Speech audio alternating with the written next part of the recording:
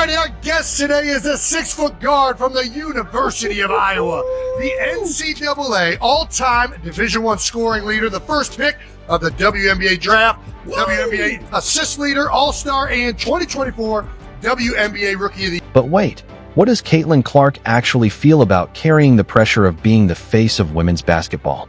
What's coming next in her unstoppable journey? And why did one remark she made about the NBA set social media on fire? If you thought things started strong, you're mistaken, because what she shared right after has everyone buzzing. Get ready, we're breaking down every headline-making moment right now. Are you in? She's the most requested guest in the history of our show, and the Time Magazine Athlete of the Year, Miss Caitlin Clark. Please welcome everyone. Yeah! The Kelce brothers didn't waste a moment. As soon as the cameras started rolling, Jason brought his usual blend of humor and heart, cracking a joke before switching to something real. The atmosphere was charged, the conversation felt personal, and Caitlin was already shining before the first question even dropped. Appreciate it. I'm excited. I don't get excited about many things, but this is at the top of my list, so. And Jason Kelce wasn't overselling it. Caitlin Clark didn't just set records, she redefined the standard. Over 40 honors in her senior year at Iowa, 62 new marks broken in her first WNBA season, and that's not even counting her first 3 years of college. Her list of accomplishments is so long, it needed its own dedicated page online. Think about that, and we're only scratching the surface. How many accolades did we leave off? How many accolades do you have right now at this point, Caitlin? I think you might have made some up. I don't know. Yeah, well, I don't think so. I'm pretty sure of that. I feel like you're kind of like Wayne Gretzky for basketball right now. Gretzky. The amount. If you go to the Wikipedia page and you look at like the list of like awards and achievements, it's like endless. So yeah, we had to limit it to this list just to get the show started. I appreciate it. Thank you. Then the vibe changes. Caitlin shares a rare emotional moment, talking about her mom's pride, not in her scoring totals, but in being named an academic All-American. For her family, that honor means just as much as MVP. Caitlin makes it clear that records are the byproduct of passion and effort. She never chased numbers. And then, leaning in, she reveals what she thinks is her coolest achievement of all. It's not what you'd guess. Any accomplishment, I guess, of all these accolades that has meant the most to you? Oh gosh, that's a good question. Well, I'd give you the answer my mom would say is probably academic All-American. She was proud of me for being a good student in college. So love that answer. Nobody love talks that answer about that. from mom. That's what I'm talking about. I did all right in school, so hung in there. But other than that, I mean, they're all cool, but you don't really care. It kind of just comes with it. It comes with having fun. And true to form, Caitlin Clark brushes aside the spotlight when the subject of her Athlete of the Year recognition comes up. To her, it's not about personal awards, it's a victory for women's basketball as a whole. She speaks with steady confidence, pointing to sold-out arenas and soaring viewership as proof of a bigger movement. In her eyes, this award isn't just hers, it belongs to every player who came before. That humility is exactly why fans everywhere rally behind her, on and off the court. Time Athlete of the Year was cool too, just because you see the list of like all the athletes that they've had prior to me, and a lot of those people I idolized growing up, and LeBron's been the only other basketball player, so and it's cool as a woman, like they haven't had many females on the cover too, so for women's sports it's kind of special, but you know, just kind of comes with playing the game and having fun, as you guys know. Suddenly, the energy flips. Caitlin's love for the Kansas City Chiefs takes over, her face glowing as she talks about the team she's adored since childhood. With Travis Kelce sitting just feet away, the connection is instant. The laughs flow naturally, the back and forth feels effortless, and it's like you're watching old friends swap stories, until Caitlin throws in a playful surprise. That's right. How long have you been a part of the Kingdom? I'm sorry, Jason. I think you're apologizing to me. I'm honorary member.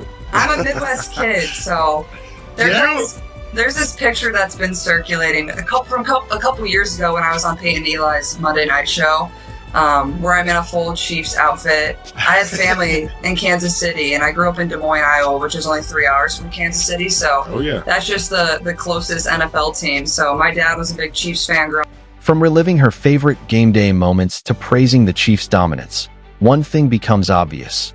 Caitlin Clark isn't only a basketball star, she's a true sports superfan. Every word shows her passion, and every story reminds you that her love of competition goes far beyond the three-point line. That same fire is what links her to champions across every sport. People think I'm like a bandwagon Chiefs fan. I'm like, no, I was there before Patrick and Travis. Like, I love it. We were ride or die, so we've been big fans, and now obviously all the success you guys have had has made it a lot of fun for us. Then it happens.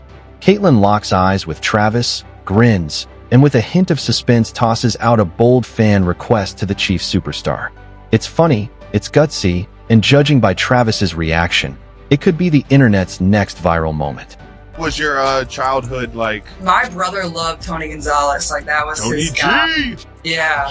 What a guy. So He was the chief. we would go to like one game a year growing up with my cousins What? down in Kansas City. Oh, that's so And we fun. still try to go. We went to the Christmas Day game last year. I think the year before you might have played on Christmas Eve, maybe. We went to that. We were sitting outside for that one.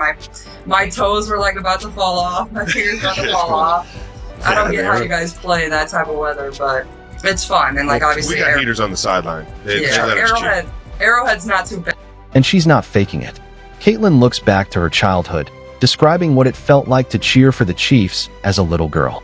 Her voice softens, her smile widens, and every word drips with nostalgia. But underneath the memories is something deeper. It's clear this fandom was never just about football. And then comes her big Chiefs fan request to Travis. I got some time. So hopefully I can make it to a Chiefs game here soon. Maybe a playoff game or something. So I'll tell you what, we punched our ticket, so we're definitely I know. we're gonna at least Love have. I would assume we at least got one at Arrowhead, but you're invited to them all. So all right, appreciate you guys. Thank you so much. Caitlin dives into the roots of her basketball journey, painting a picture of a life built around the game. She recalls battling boys in middle school, experiences that sharpened her edge. Then she drops a jaw-dropping detail. While most 7th graders were worrying about homework and hallway drama, Caitlin Clark was opening her first college recruiting letter. 7th grade, let that sink in. From there, her future was never the same. Oh, it was always a big deal. My dad always had them on, whether we were in the basement, whether we were upstairs. A lot of times my family would be cooking. My mom is like the best chef of all time. So she would oftentimes make really good food while we were watching, but that's what I really looked forward to most on Sundays. You know, there wasn't obviously college sports, but, you know, we would be watching the Chiefs, and I would be upset if they lost, and I still am. Like, every Sunday, that's what, you know, is usually the brightest part of my day is turning on the TV and watching. Widening the lens, Caitlin brings her parents into the story. She explains how they made sure her rise wasn't just about basketball, but about balance. High school wasn't just a blur of trophies. It was laughter, family time, and being surrounded by the right people. They gave her the space to grow as a person, not just an athlete, and their influence is written all over the person she's become. we heard you got your first recruiting letter in 7th grade. Yeah. Is this true? Yeah. So at the time, like, That's insane. It's insane. Were you It's playing honestly- with high schoolers at this point? yeah, it's honestly sad. Like, where college like recruitment has kind of gone, it's just insane. But also, I got you. I feel very fortunate. Like, my parents were just like, they told my older brother, like, go get the mail. Like, we don't want your sister to see that. They like wanted me to be in 7th grade and like enjoy middle school and like hang out with your friends. Like, you shouldn't be worrying I about love where you're that. going to college. I love that so much. Then comes a moment that almost feels unreal. At just 22, Caitlin finds herself reminiscing like someone twice her age. The way she speaks, you'd think she was reflecting on a lifetime already lived. She's calm, thoughtful, and wise beyond her years. But just when it feels like she's settled into that reflection, she pivots and reminds us her journey is only just beginning. Yeah, so I didn't really take any visits until like after my freshman year of college, and then I didn't decide until my senior year. So I was never in a rush, and my parents did a really good job of like make sure, you know, I have a good circle around me. Like, it wasn't always about college recruitment. I wasn't like posting my offers. Like, also that wasn't really a thing when I was growing up. And then, the storm. Caitlin opens up about her first WNBA season.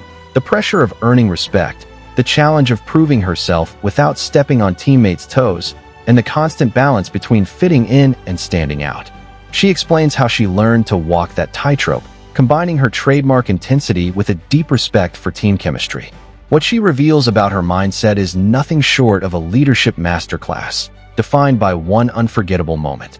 It's now. I mean, it had to be close to when you were growing up. I mean, Yeah, it was close. Like, people were starting to do it, like, post, like, oh, I got an offer from here, I got an offer from here. and especially in basketball. Now it's all you see on social media. It's like all that people talk about. It's crazy. But obviously times have changed too, but Oh, times have changed. yeah, it's 7th grade was wild. And I was playing up like 2 years, so I was playing with high schoolers. But yeah, I didn't really like think anything of it. Like, I was just going out there and hooping, having fun, and it's kind of just what came with it. But before she takes any credit, Caitlin turns the spotlight toward the people who helped her rise, her veterans, teammates, and mentors. With real emotion, she thanks the voices who guided her, the hands that steadied her, and the examples who showed her how to grow into a pro. For Caitlin, it's never just about talent, it's about the team. In her world, no one climbs alone. Like, you come in as a rookie, and like you said, like, you're trying to figure out a new environment, new teammates. Like, you don't want to say too much, you don't want to say too little, and it's just so hard. But like in my scenario, and obviously you guys too, like, you're already highly thought of. Like, people are turning to you to like be something or be someone. So it's hard. Like, you're trying to get your feet wet, but also not do too much. And I think that's kind of what I struggled in early on. It's like, I don't know what to say, I don't know how to say it, I don't know how they're going to react. Remember that powerful moment when Aaliyah Boston stood alongside Caitlin Clark in her very first game against the Connecticut Sun? That wasn't just a snapshot, it was a statement. It told the league that Caitlin wasn't entering this journey by herself, and the way that game unfolded set the tone for everything that came next. Not knowing you nailed it. Yeah. Who else? But also, like, I had a lot of really good vets around me too, so I feel very grateful for that. And we had a fairly young team too, so like, people had been through it fairly recently, so they knew how I felt. But like, I feel like that definitely is a huge challenge, and that goes for whatever professional sport. Like, you're trying to learn, but also people are looking at you like, you got to perform and like be what they drafted you to. Or think back to that first embrace with Erica Wheeler. She welcomed Caitlin like family, not just a teammate. No hesitation, no walls, just pure respect in a league where rookies usually have to prove themselves over time. Caitlin got something rare, instant trust, and that trust shaped everything that followed. I love Aaliyah Boston pouring into this young rookie. It's supposed to be hard. This is an adjustment period, and Aaliyah making sure that her rookie knows we have your back. Moments like those with vets like Erica and Aaliyah became the foundation of Caitlin's rookie year. That kind of leadership is priceless. Later, the trio shared their side of her welcome to the W story, and what they revealed left everyone stunned. Yeah, I just wanted to get ahead of it because I know this transition is tough. Just being undrafted and being a rookie, it's very unlikely that a vet, just take you in when you got the same position. What makes their chemistry special isn't just the laughs, it's the balance. Caitlin doesn't hog the spotlight. She shares it. She listens as much as she leads, drawing out stories from Erica and Aaliyah, making sure their voices shine too. And what they say might just change how you see her. My eardrum popped and like ruptured, and I knew it. I knew it right away because I've done it before, and I was just like, it hurts so bad. I don't know if you guys have ever done that, but I've done it. How did you do it before? Can I guess? I was too. Oh yeah, guess. It was very Midwestern. You did it in water. You did it in Yes, water. Something correct. with water. I got launched off Why a tube. did you just get so excited? What are you, some That's how I did brainiac? mine. I went up the diving board, Like, tried to what? do as many flips Is as I this could, common? and smacked my side of my God. head in the Heights High School swimming pool. Then the mood shifts again. Caitlin leans in, her voice softer, eyes shining. She reflects on a year that completely turned her world upside down, in the best way. It wasn't only about basketball, it was about growth, opportunity, and lessons that reshaped everything. But the biggest change of all is still coming. Jason was a male swim cadet, so he had This wasn't during swim cadet. Don't put me on blast like that, Travis. That's funny, but yeah, I got launched off a tube in the middle of a lake. I was like underwater. I'm like, am I okay? That's some Midwest stuff right there. But yeah, so that was my welcome to the W. Speaking from the heart, no filter, no flash, Caitlin talks about wins, losses, and the people who stood by her through it all. It's a grounding moment, raw and real. And just like that, you're reminded she's so much more than a player. She's a symbol. Her next words land even harder. I would say, like, I don't know, life-changing maybe? That's a great Nice. one. I think And like, all in a good way. Like, I mean, things just change really fast, like, as you guys know. Like, that's just how the world works. And especially with social media, people see a lot of your life, but that's what makes it fun and why I've had so many cool opportunities too. So it's crazy, like looking back at a year ago today or around this time, like I was just beginning my senior year of college. And obviously, you know, people knew who we were and people attended our games, but it's obviously not on the magnitude that it is now.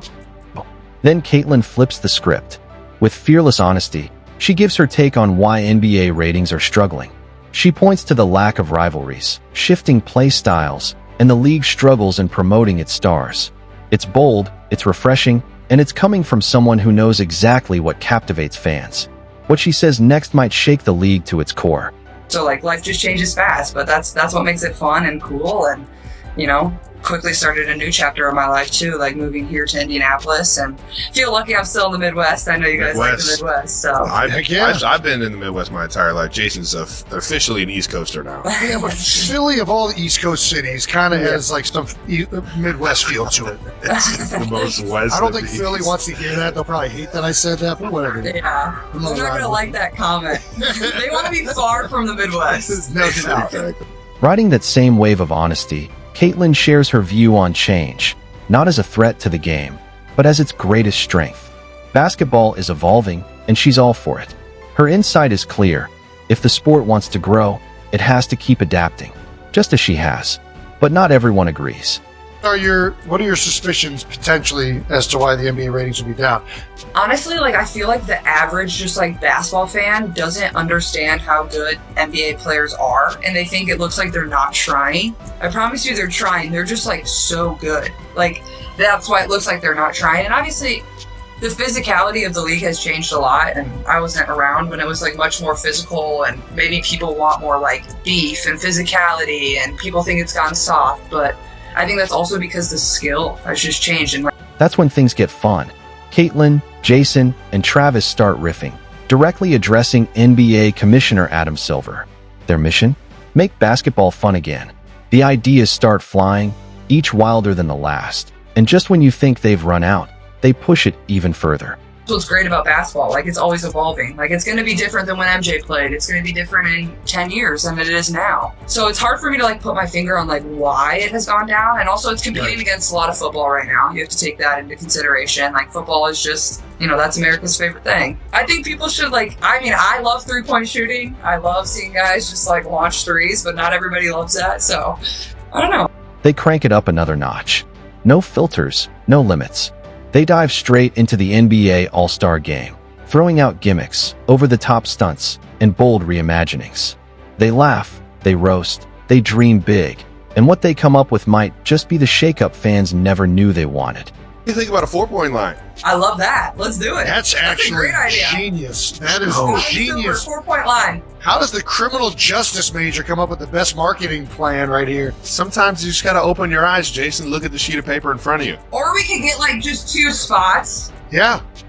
What about you're saying that everybody's questioning how physical the game is. What do you think a hockey style fight once a game? Just everybody picks a fighter. Who doesn't like a boxing good gloves? So 2-minute penalty boxing, you can come back in, you don't get ejected.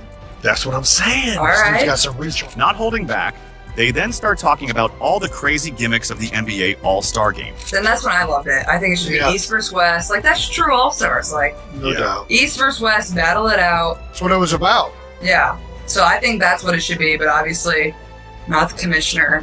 Mm-hmm. I'm on board for East versus West All-Stars. I think that's the whole point of it. That's why you're an All-Star. It's the best from the East versus the best from the West. Play each other. See which side. Not even the NBA's in-season tournament was safe. The trio launched into a hilarious roast session, poking fun at everything from the chaotic format to the wild court designs.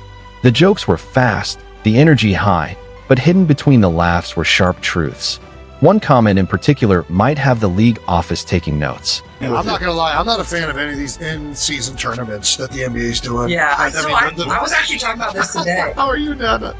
What is there to not be a fan of? All the funky floors, and then there's tournaments, and they don't mean crap. Can we just play basketball? Can we just play basketball? I'm getting like a migraine looking at the neon green. Yeah, I'm like. Then the spotlight turns to Caitlin's not-so-legendary golf game. From missed swings to turf-chunking divots, she shares it all with the perfect mix of charm and self-deprecating humor. The way she tells it, you'd think Happy Gilmore had met his match, but what happens next on the course is absolutely priceless. I did. You hit a person on a tee box. I don't know how you do that. Okay. Who would hit a person on a tee box? Yeah, I know I so- can relate. Jason, I don't know if you played in enough pro-ams yet to hit anybody, but The video that was going viral where I like completely topped it. So it's crazy. Like we're playing like these long par threes that are like 200 yards. I'm like, I'm not good enough to hit a par three like 200 yards. Like, so I whip out my hybrid. I'm like teeing up my hybrid club. Just top it like straight at fans to the left. In there. But I think they there. blocked murder it. down the third base line. But I nailed somebody on a different par three, like some woman, like right in the shoulder, like Shoulder? And I saw a TikTok like the next day, just like black welt on her arm. Well, that's just you got a black. That's when Jason leans in with the golden question. Where does Caitlin's legendary competitiveness really come from? Her answer is classic, clever, thoughtful, and just a little savage. It's the kind of moment that shows how deeply she thinks and how fiercely she plays. You more competitive in golf or basketball? That's hard. I think like golf makes me more mad because I'm not as good at it. Like I'm just like the average hack, and like you want to be good, like you're competitive, just like basketball or football. Like it's like why am I not good at this? So and it's like it's an individual sport, and we're used to team sports, so I think that's what pisses me off too. It's like it's all on me, and I know it's all my fault. So I share your pain. As the conversation winds down, Caitlin opens the door to her future. She talks about life after basketball, not as a retreat, but as a launch pad. Combining her marketing degree with her love for the game, she imagines building platforms, mentoring girls, and rewriting the future of women in sports. Her ambition is as bold as her logo threes. Caitlin Clark be doing? You said you're a marketing major. Would you have gone more into that world, or you think you would have jumped into something else? oh man, that's tough. I think if my basketball career would have ended, I still would have loved sports just because it was like such a huge part of my childhood and like what I did. Yeah. So I don't know, maybe like try to work in like the front office of a sports organization or something like that. I think that would be cool. Not like the coaching side of it, but like the operations side and getting to do like free agency stuff. And I think that would be really As the conversation winds down, Caitlin opens the door to her future. She talks about life after basketball, not as a retreat, but as a launch pad. Combining her marketing degree with her love for the game, she imagines building platforms, mentoring girls, and rewriting the future of women in sports. Her ambition is as bold as her logo threes.